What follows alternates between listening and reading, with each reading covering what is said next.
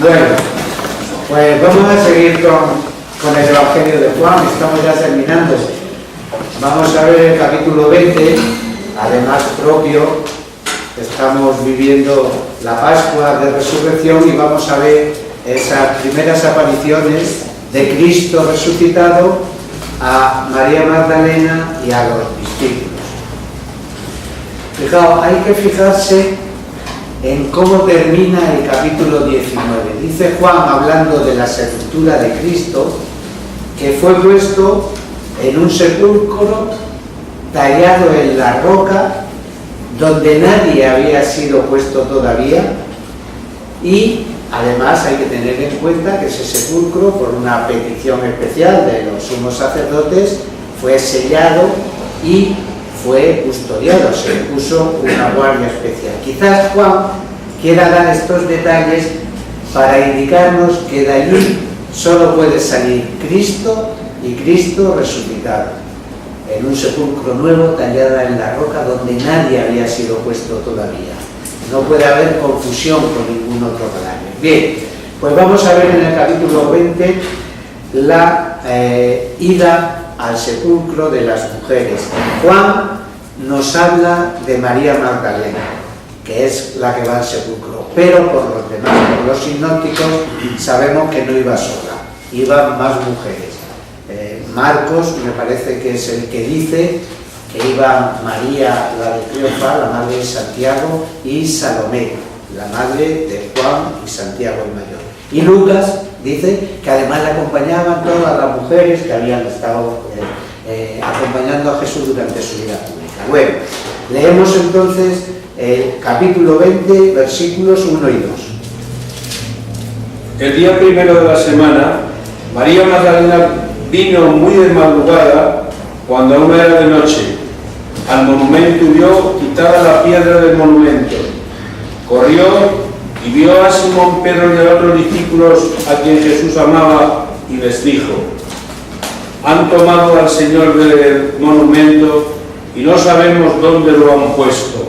Bien, de ahí los cuatro evangelistas recogen esta ida de Magdalena al sepulcro y los cuatro la sitúan en el primer día de la semana, muy de temprano. Algunos dicen al alborear, Juan dice aún de noche.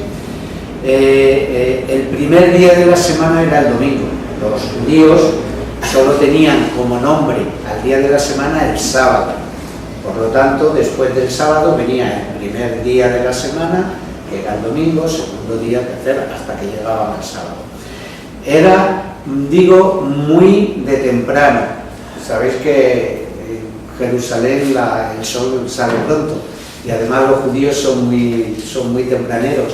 Fijaos que las mujeres seguramente han tenido que pasar por el templo, porque era donde se vendían los ungüentos y con que iban a terminar de embalsamar el cuerpo de Cristo, porque después de la muerte, con las prisas era la perastere, era la víspera de la Pascua, y con las prisas de que la Pascua ya estaba inminente, pues fue todo muy rápido la sepultura de Cristo.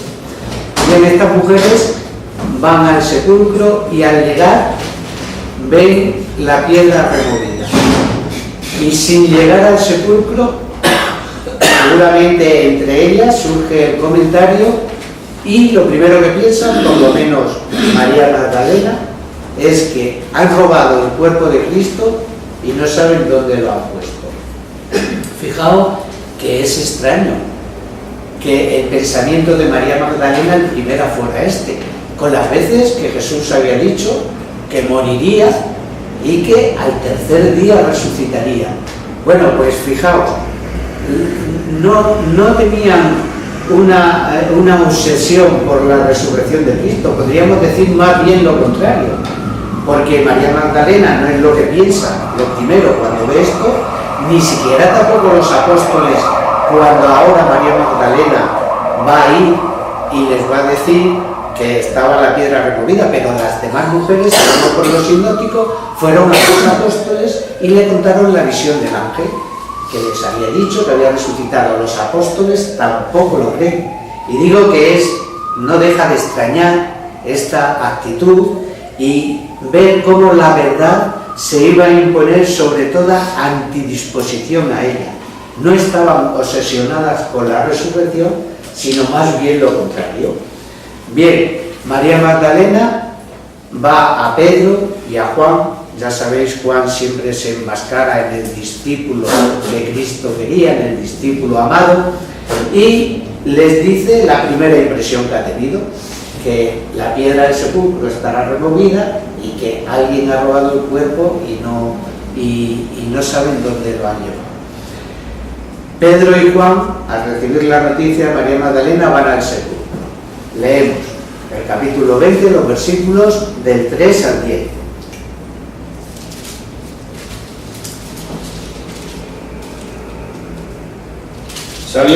Salió pues Pedro y otro discípulo y fueron al monumento. Ambos corrían, pero el otro discípulo corría más aprisa que Pedro y llegó primero al monumento. Inclinándose, vio las bandas, pero no entró. Llegó Simón Pedro y después de él, y entró en el monumento y vio las fajas allí colocadas, y el sudario que había estado sobre la cabeza, no puesto en las fajas, sino envuelto aparte. Entonces entró también el otro discípulo que vino primero al monumento, vio y creyó. Pero aún no se había dado cuenta de la Escritura según la cual era preciso que él resucitase de entre los muertos. Los discípulos se fueron de nuevo a casa. Bien, hasta ahí. ¿Veis? Pedro y Juan, al recibir la noticia de María Magdalena, salen hacia el sepulcro. Dice, iban corriendo, y el otro discípulo corría más que Pedro. Era lógico. Pedro probablemente le doblaba en edad a Juan.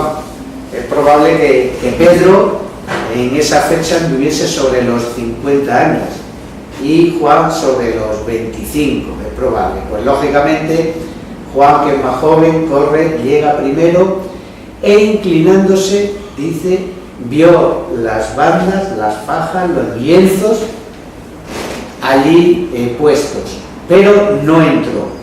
¿Veis a qué? ¿Por qué esto? ¿Por qué no entrar? Pues probablemente era reconocer con ello una especial autoridad en Pedro. Ya sabéis que Pedro, aunque ya Cristo le había dado los poderes, también en la resurrección, después de la resurrección en las apariciones del lago, le dará especial predilección, especial jefatura a Pedro, podríamos decir, pero a Pedro ya se le reconocía esa autoridad especial y es probable que por eso Juan espera a que llegue Pedro y Pedro decida en ese momento qué se hace.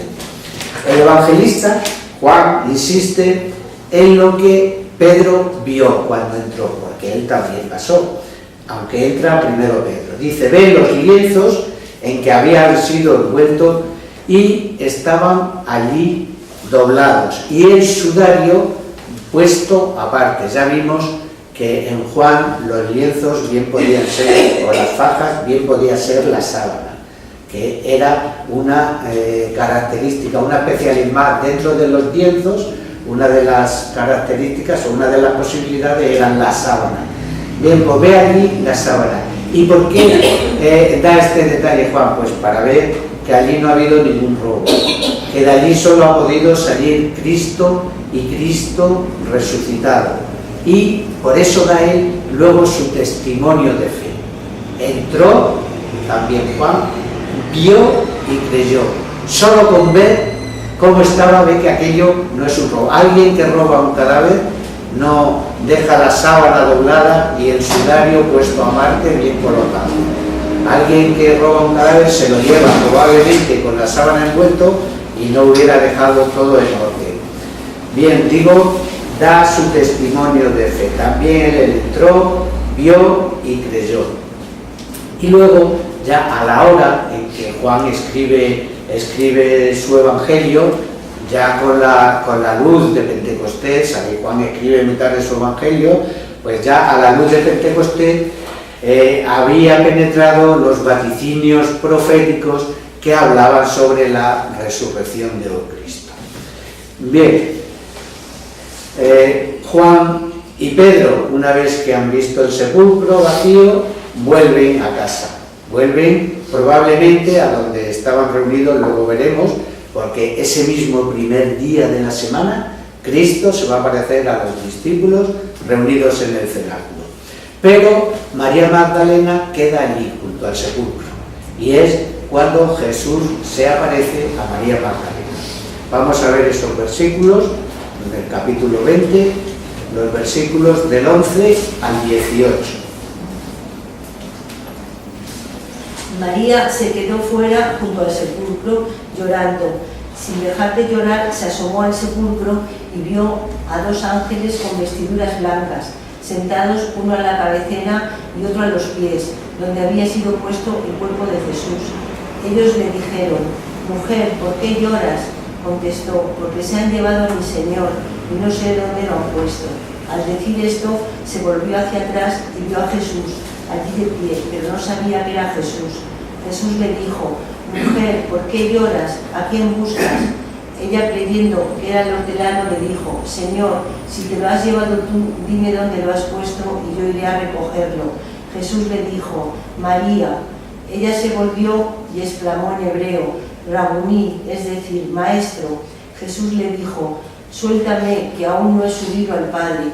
Anda y di a mis hermanos que me voy con mi Padre y vuestro Padre, con mi Dios y vuestro Dios». María Magdalena fue a decir a los discípulos que había visto al Señor y anunciarles lo que Él le había dicho. Muy bien, ¿veis? Esta aparición de Cristo a María Magdalena pues dejó una huella profunda en la primitiva catequesis. Los evangelistas recogen privilegiadamente esta aparición, algunos como Mateo englobada con las demás mujeres.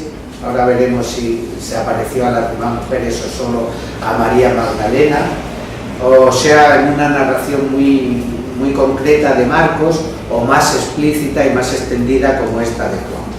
Los evangelistas, digo, recogen privilegiadamente esta aparición a María, a pesar de que Cristo se apareció a mucha gente. Se apareció a Pedro, se apareció a Santiago, se apareció, dice Pablo en Lucas, en los Hechos de los Apóstoles, que se apareció a más de 500 personas, muchas de las cuales vivían todavía. Bueno, pues a pesar de muchas apariciones, recogen privilegiadamente esta aparición a María Magdalena. Cuando Pedro y Juan salen del sepulcro, María queda allí llorando a la puerta del sepulcro y se inclina y ve también la visión de dos ángeles, uno a la cabecera y otro a los pies, de donde ha estado puesto el cuerpo del Señor. Y le preguntan por qué llora, y ella sigue pensando lo mismo: porque han robado el cuerpo del Señor y no sabemos dónde le han puesto. Magdalena en ese momento se vuelve y ve a Jesús. Estaba allí como una persona, es decir, Jesús estaba resucitado con su propio cuerpo, pero María Magdalena no le reconoce. ¿Por qué no le reconoce? Pues porque es una de las propiedades del cuerpo glorioso resucitado de Cristo. Cristo resucitado se transforma y se presenta en la forma que quiere. Esas son una de las propiedades del cuerpo resucitado, la sutileza. Ahora vamos a ver cuáles son. ¿Por qué sabemos las propiedades del cuerpo resucitado? Pues porque esas propiedades las vimos en Cristo con su propio cuerpo ya resucitado, y porque además está revelado.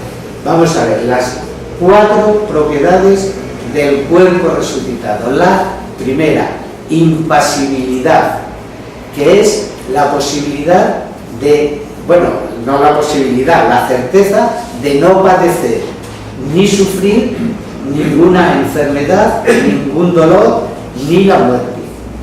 Un cuerpo glorioso resucitado no sufre, no padece, no sufre enfermedad, no sufre la muerte. La sutileza, que es la posibilidad de presentarse como quiere. A María Magdalena no se le presenta con las señales de los clavos en las manos.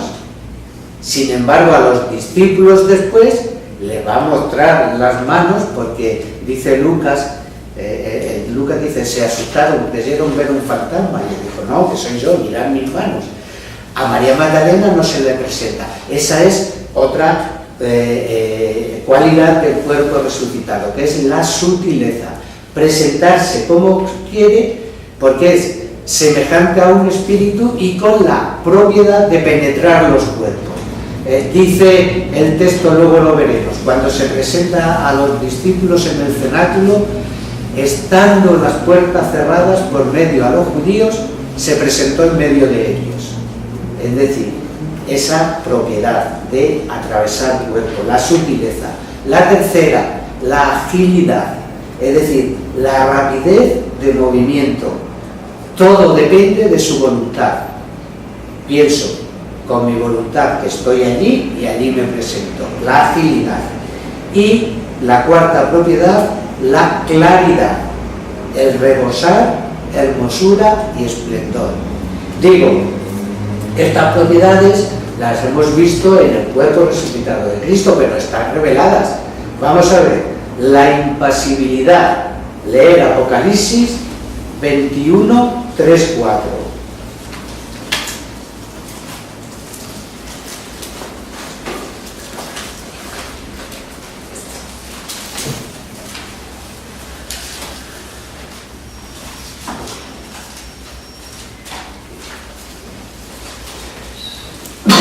Por tanto, acuérdate de lo que has recibido y has escuchado. ¿No es esto? 3, 4. 21, 3, 4. Ah, perdón. Oí una voz grande que del trono decía, ¿es esto? A ver si Es bien. la morada de Dios. He aquí el tabernáculo de Dios Sí. entre los hombres, Sí, y erigía su tabernáculo entre ellos, y serán su pueblo, y el mismo Dios será con ellos. Y enjugará las lágrimas de sus ojos, y la muerte no existirá más, ni habrá duelo, ni gritos, ni trabajo, porque todo esto ya es ya pasado. no habrá duelo, ni gritos, ni pasar, ni trabajos, porque todo esto es ya pasado. ¿Veis? Esa es una de las propiedades del cuerpo glorioso, la impasibilidad, no sufrir ningún mal físico, por eso no habrá lágrimas ni duelo, porque todo eso es pasado. La sutileza, buscar Lucas 24, 36. Decíamos que era la posibilidad de presentarse como quiere y penetrando los cuerpos. Era lo que os hablé de estando los discípulos en el cenáculo con la puerta cerrada, se presentó en medio de ellos. Lucas 24, 36.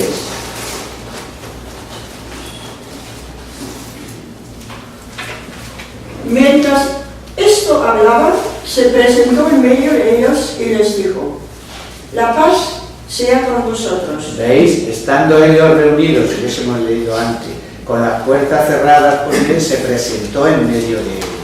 La sutileza, la agilidad. Leer Lucas, en el mismo Lucas 24, 31.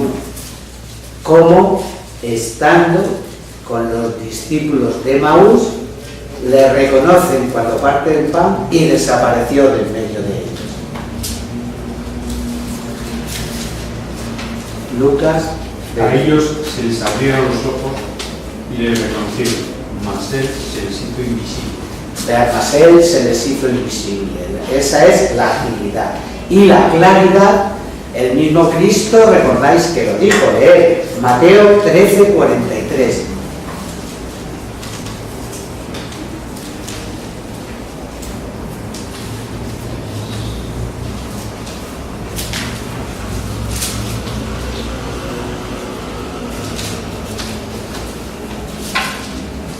Entonces los justos resplandecerán como el sol en el reino de su Padre. ¿Veis? Los justos resplandecerán como el sol, brillarán, rebosarán hermosura y esplendor.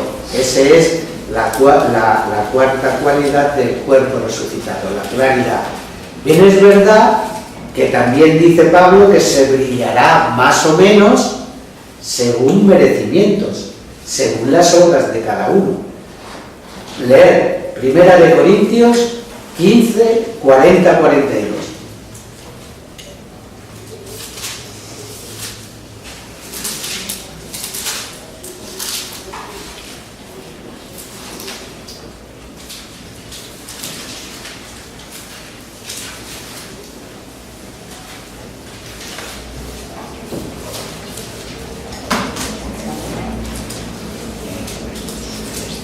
Y hay cuerpos celestes y cuerpos terrestres, ¿es ese? Y uno es el resplandor de los cuerpos celestes y otro el de los terrestres. Uno es el resplandor del sol, otro el de la luna y otro el de las estrellas. Y una estrella se diferencia de la otra en el resplandor. Pues así es la resurrección de los muertos. Se siembra en corrupción y se resucita en incorrupción. ¿Veis? Se siembra en vida. Claro, sí, así será en la resurrección. Uno es el brillo del sol, otro el de la luna, otro el de las estrellas. Incluso las estrellas no tienen el mismo brillo. Se brillará más o menos según merecimientos. Pero allí no hay envidias, allí ya no existe el de por qué este brilla más que yo. ¿Recordáis lo que os conté en una ocasión para entender un poco esto de por qué en la casa de mi padre hay muchas moradas? Decíamos, ¿no? De cómo pues se estará más o menos cerca de Dios. En definitiva es eso, como dice, se brillará según merecimientos. Bueno, pues entre más obras buenas hayamos hecho, más cerca estaremos de Dios. Por lo tanto, más brillaremos, porque nosotros solo hacemos que reflejar la luz de Dios. Contra más cerca estemos de Dios, más se brilla. Contra más separado, menos se brilla. Pero todos brillaremos, todos, por eso dice Cristo, los justos brillarán como el sol. Y allí ya no existe envidia, ya no cabe pensar por qué este brilla más que yo. Recordar que lo explicaba diciendo esa madre que tiene 3 o 4 hijas y las hace un vestido a cada una, y un vestido precioso.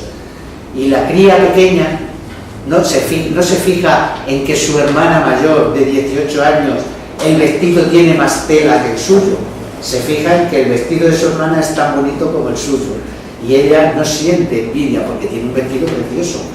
Bueno, pues eso pasa en el cielo, podríamos decir, ¿no?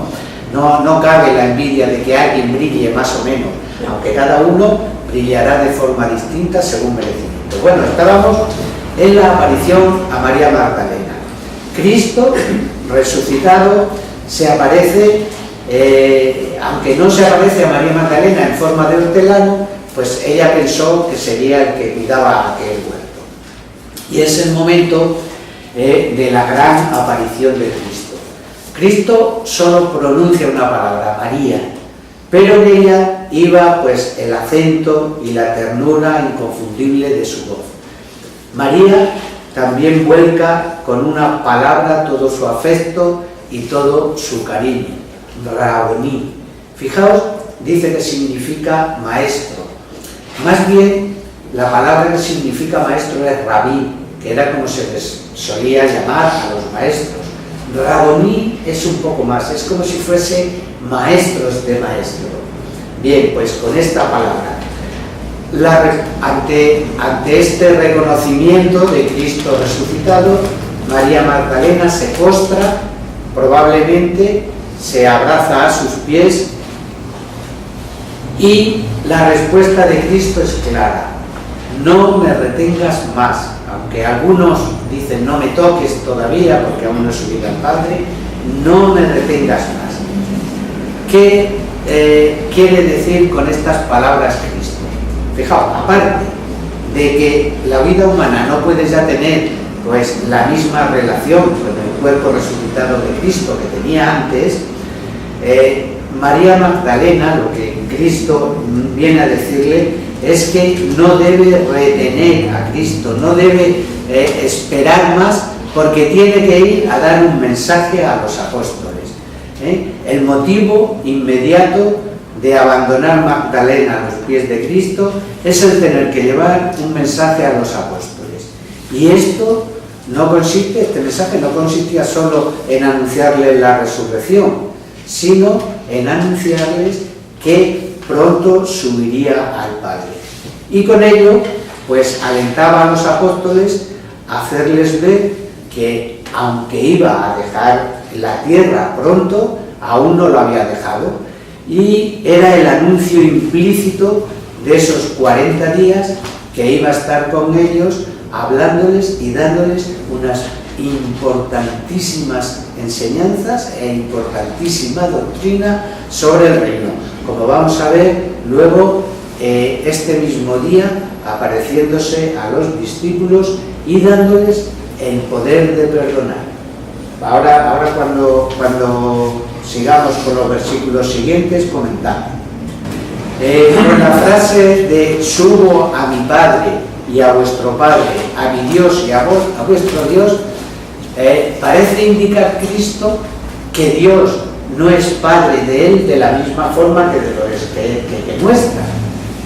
Es verdad que Dios no es Padre de la misma forma de Cristo, que es su Hijo natural, su Hijo verdadero, que de nosotros, que somos hijos adoptivos, pero el Padre es Dios de Cristo hombre de la misma manera que lo es nuestro.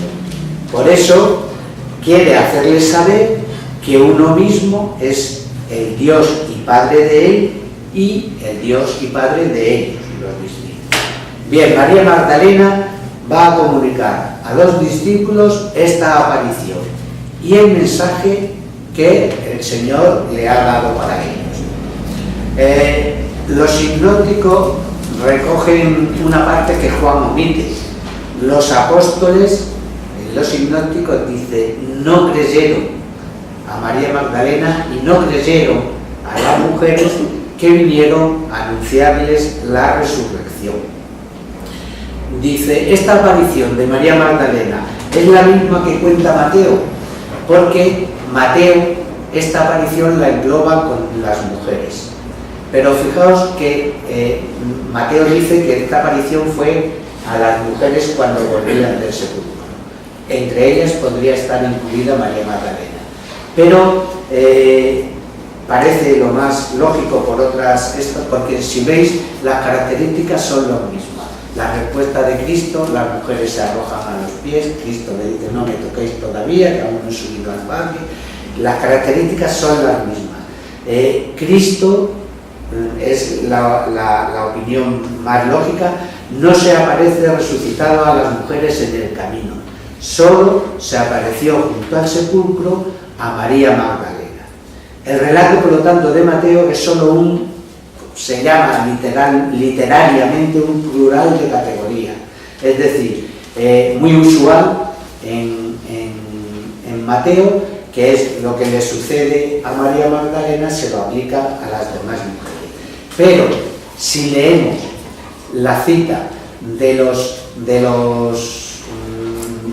discípulos de Emaús, vemos lo que dijeron y pensaron las mujeres. Leer Lucas 24, 22.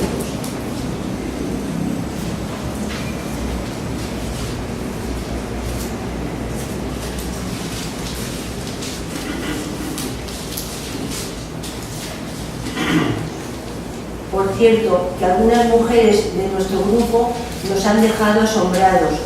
Fueron muy temprano al sepulcro. Sí. Sigo. No encontraron su cuerpo y volvieron hablando de una aparición de ángeles que dicen que vive. Algunos de los nuestros fueron al sepulcro y encontraron todo como las mujeres han dicho, pero a él no lo vieron. Y por lo tanto, parece que Cristo no se aparece a estas mujeres, sí a María Magdalena. Bien, después de esto vamos a ver ese mismo día, por la tarde, la aparición a los discípulos, estando reunidos en el cenáculo. Leemos del capítulo 20, vamos a leer versículos del 19 al 25.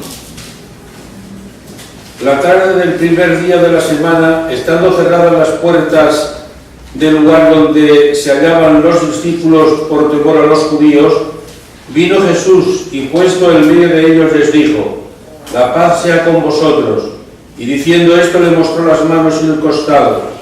Los discípulos se alegraron viendo al Señor. Díjenos otra vez, la paz sea con vosotros. Como me envió el Padre, así os envío yo. Y diciendo esto sopló y les dijo, recibid el Espíritu Santo. A quien perdonéis los pecados, les serán perdonados. A quien los retuvieseis, les serán retenidos. Sí, hasta el 25. Tomás, uno de los 12, llamado Didimo, no estaba con ellos. Cuando vino Jesús, díjole, los otros discípulos, hemos visto al Señor. Él le dijo, si no veo en sus manos la señal de los clavos, y meto mi dedo en el lugar de los clavos, y mi mano en su costado, no creeré. ¿Veis? Bien. Esta aparición a los apóstoles son destacadas en Juan, que es el que la recoge, por su excepcional importancia. La primera, esta aparición tiene lugar en la tarde del primer día de la semana.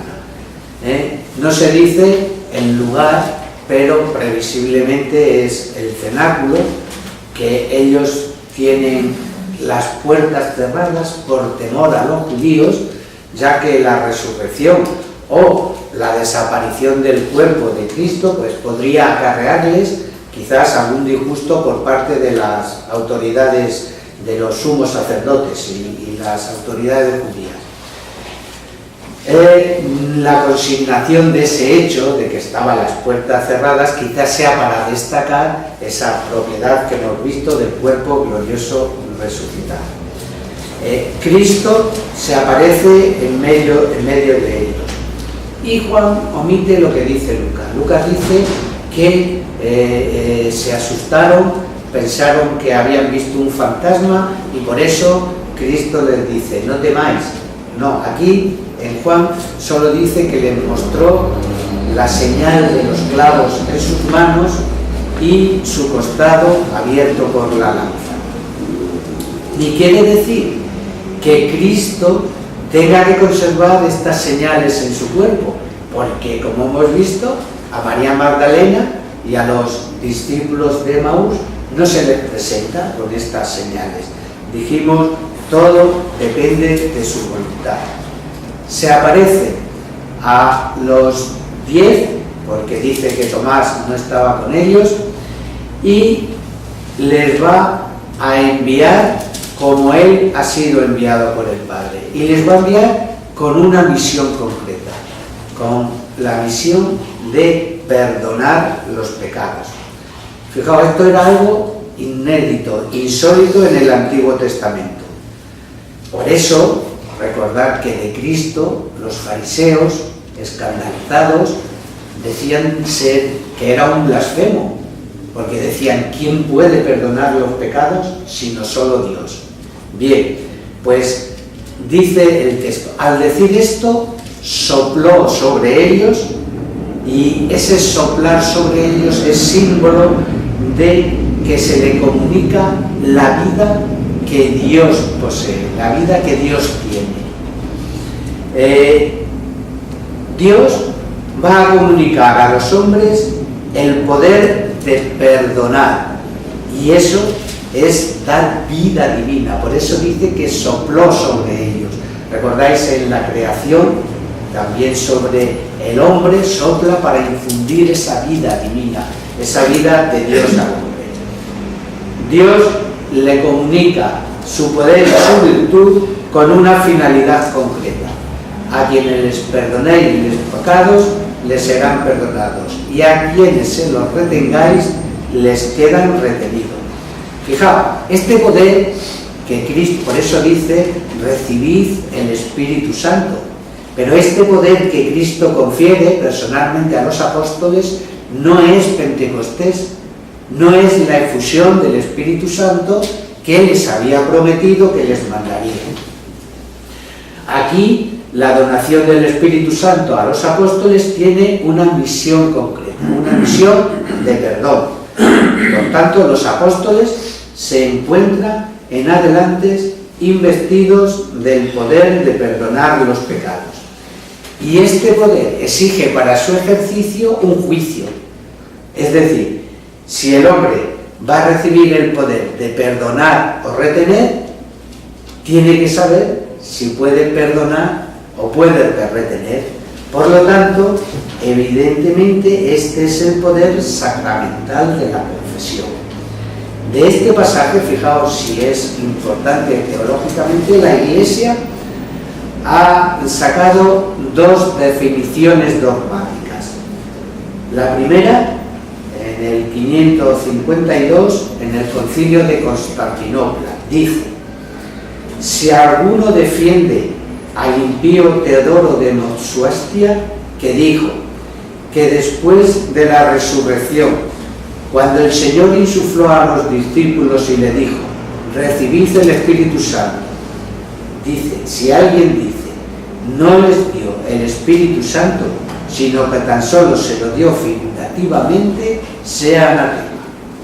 Y otra definición, en el Concilio de Trento, dice: si alguno dijese que aquellas palabras del Señor Salvador, recibid el Espíritu Santo, a quienes perdonareis los pecados les serán perdonados, y a quienes se los retuviereis les serán retenidos, no han de entenderse de la potestad de perdonar y retener los pecados en el sacramento de la penitencia, como la Iglesia Católica ya desde el principio siempre lo entendió así, sino que lo retorciese contra la institución de este sacramento, a la autoridad de predicar el Evangelio, sea anatema. Por lo tanto, veis dos definiciones dogmáticas que saca de este texto la Iglesia. De este pasaje de Juan se deduce que es de fe. Primero, que Cristo les comunicó el Espíritu Santo. Y segundo, que se lo concedió, que se lo comunicó al concederles el sacramento de la penitencia. Bien, leemos los versículos siguientes del 26 al 29. 8 días después estaban nuevamente allí dentro los discípulos y Tomás con ellos. Jesús llegó, estando cerradas las puertas, se puso en medio y les dijo: la paz esté con vosotros. Luego dijo a Tomás: trae tu dedo aquí y mira mis manos, trae tu mano y métela en mi costado, y no seas incrédulo sino creyente. Tomás contestó: Señor mío y Dios mío. Jesús dijo: has creído porque has visto, dichosos los que creen sin haber visto. Muy bien, ¿veis? Tomás no solamente no creyó la resurrección del Señor por el testimonio de los otros apóstoles, que le dicen que han visto al Señor resucitado, sino que puso como condición comprobarlo por él mismo. Si no meto mi mano en su costado y no toco con mis dedos las llagas, no creeré.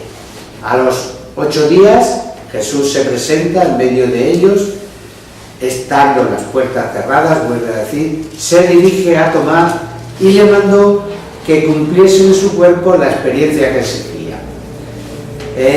Fijaos, no dice el texto si Tomás llegó y metió la mano, probablemente no, por la respuesta de Cristo, porque la respuesta de Cristo, porque has visto, has creído.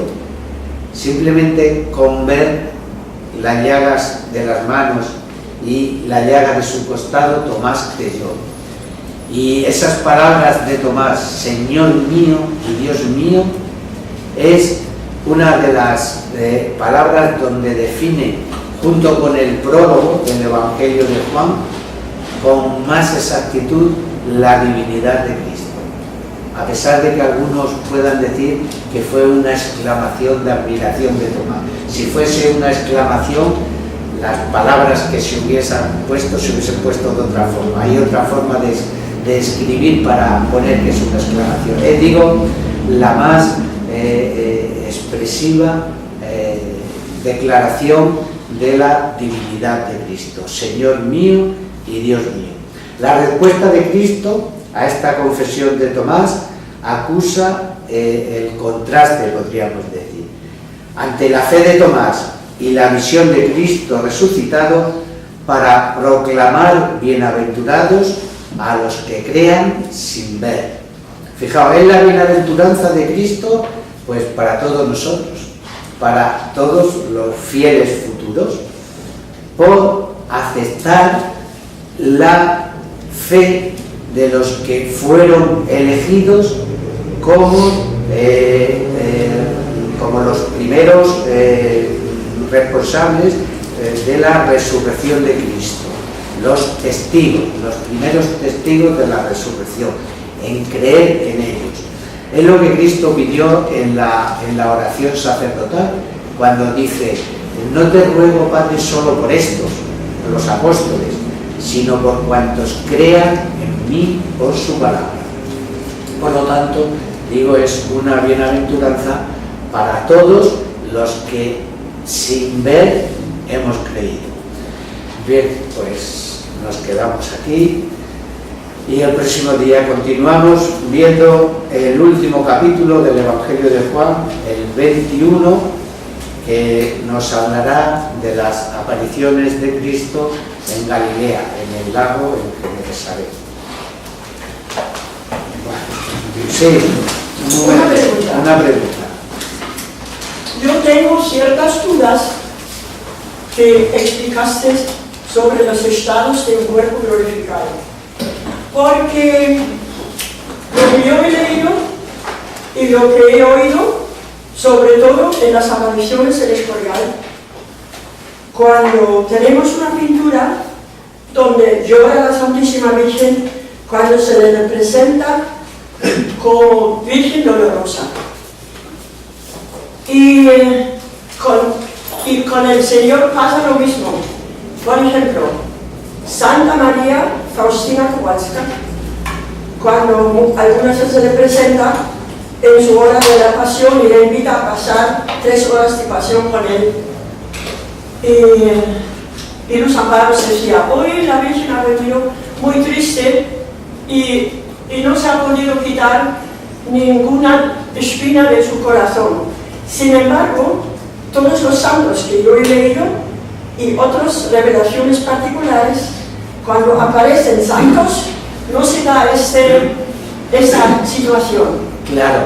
Solamente con la Virgen y el Señor. Claro. Y entonces sí, están tristes y les duele. Bueno, los santos todavía no han participado en la resurrección de los muertos, por lo tanto no tienen el cuerpo glorioso resucitado. Sí, la Virgen y Cristo, pero yo lo que pienso personalmente es que la Virgen y Cristo están, por así decir, sufriendo todavía los efectos de la redención. Claro. Y llevando a cabo la redención. Entonces, es la diferencia. Esa es la diferencia. Sí. Por eso los santos no se pueden presentar como sufriendo y padeciendo, porque todavía no han participado en la resurrección de los cuerpos. Es lo que creo. Y también han sufrido lo lindo. Sí, Santa Bárbara, por ejemplo, que no está muy conocido. Los diferentes horribles sufrimientos, y sin embargo cuando aparece gloriosa, pero nunca con sufrimiento. Sí, nunca. ¿Esta María Magdalena tiene algo que ver con la hermana de Lázaro? No. Tampoco, por ejemplo, con la que derrama el frasco de alabastro. La que derrama el frasco de alabastro es la hermana de Lázaro. Pero esta María Magdalena no tiene nada que ver. María Magdalena lo dice, me parece que es Mateo, cuando Marcos, cuando narra la aparición de la que Jesús echó 7 espíritus. Se conoce que era una pecadora que arrepentida se convirtió a Cristo con todo el ardor de su pecado, por así decir, con todo su apasionamiento y su vida de pecadora, pues con ese mismo ardor y ese espíritu se convierte a Cristo y por eso Cristo hablaba de que mucho peca, mucho se le perdona, pero mucho tiene luego capacidad para amar. Quiero decir, esta María Magdalena no es la hermana de Lázaro. En el nombre del Padre, del Hijo y del Espíritu Santo. ponía los pies Sí,